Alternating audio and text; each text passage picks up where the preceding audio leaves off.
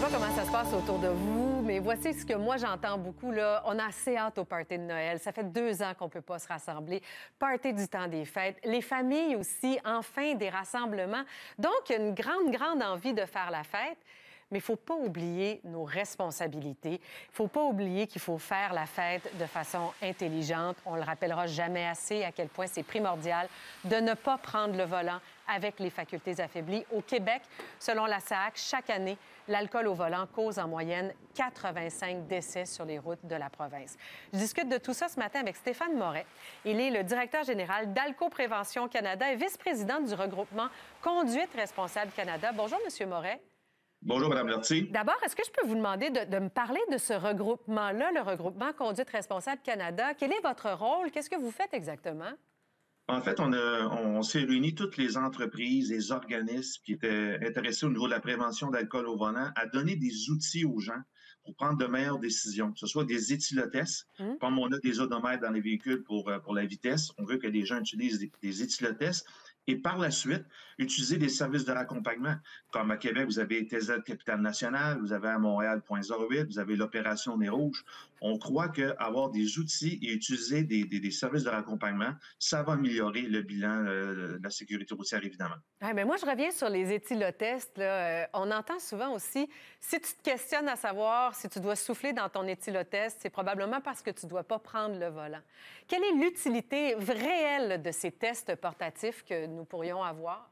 Ben, en fait, tout à l'heure, vous parliez des parties de bureau. Hier, on a fait une quarantaine d'événements Oui. et 40 des gens qui testaient dans les éthylotests qui étaient fournis par les entreprises étaient au-dessus de la limite légale de 0,08 et la moitié ne s'en doutait pas. Ah oui, Alors, hein? s'il n'y a pas d'outil qui est disponible, combien de fois on entend les gens dire « Ah, je pense que je suis correct, je vais y aller. Je pense que je suis correct, je vais y aller. » Les gens évaluent très mal leur taux d'alcool et nous, notre message, c'est utiliser un éthylotest certifié de bonne qualité et par la suite, vous allez pouvoir convaincre un ami de ne pas prendre le volant ou même pour vous-même. Est-ce que les lois sont assez sévères? Disons que les lois sont très sévères, ce qui m'amène peut-être à parler d'un peu ce qui se fait ailleurs dans le monde. Allez-y, oui. Oui, en France, par exemple, depuis 2021, tous les bars, les discothèques, les boîtes de nuit doivent avoir des éthylotests disponibles sur place. Tous les gens qui vendent de l'alcool, que ce soit des cavistes, des grandes épiceries, des choses, des SEQ de ce monde, doivent avoir des éthylotests. On veut pousser les gens à se tester avant de prendre le volant.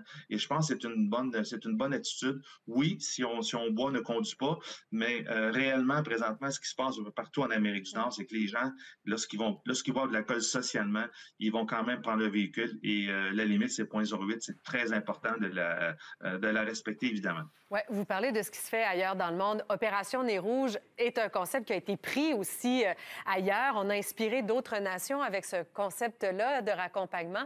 Est-ce que nous, il y a des choses qui se font ailleurs, vous avez parlé de la France, qui pourraient nous inspirer pour améliorer, encore une fois, tout ce qui encadre la conduite automobile chez nous? Vous avez une très bonne question. Je pense qu'à partir de 2026, aux États-Unis, il y a une loi qui a été adoptée et tous les véhicules devront avoir un modèle d'éthylotest avant de partir le véhicule.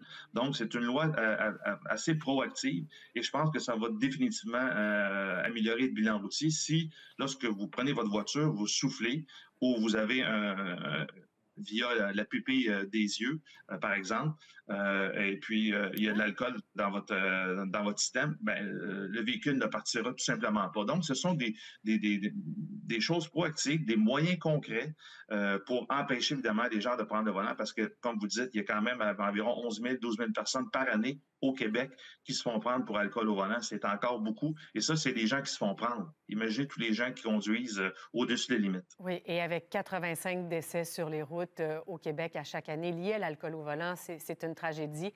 Ça nous amène à parler des messages de prévention, messages de sensibilisation. Sont-ils assez efficaces selon vous? Oui, je pense que la SAQ fait une très bonne job à ce niveau-là. C'est un peu partout. On travaille beaucoup en collaboration avec eux au niveau de la corporation de la conduite responsable. Et je pense que la job est faite de ce côté-là. La nouvelle génération de conducteurs, vous en pensez quoi? Est-ce qu'ils sont plus sensibles? Oui, ils sont très sensibles. En fait, j'ai moi-même un garçon d'une vingtaine d'années. Oui, oui. Et je vois que le conducteur désigné, des choses comme ça fonctionne très bien. Les gens qui ont beaucoup de difficultés, c'est les gens de ma génération, les 50 ans et plus. Les autres sont toujours corrects, il n'y a pas de problème. Ils sont en bas de la limite, mais malheureusement, ce qu'on observe, c'est des gens un petit peu plus difficiles à convaincre. Monsieur Moret, merci de nous avoir donné du temps ce matin. Merci beaucoup encore de l'opportunité. Bonne journée. Bonne journée à vous.